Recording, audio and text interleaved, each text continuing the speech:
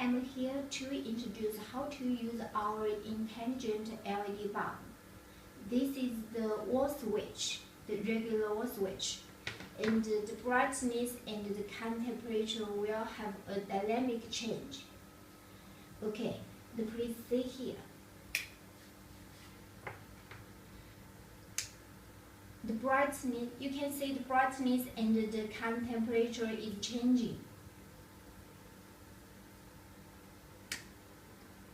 Okay, let me show you how to control it. Please turn on. This current temperature. Okay, please turn off. Please turn on again. Okay, this is what I need.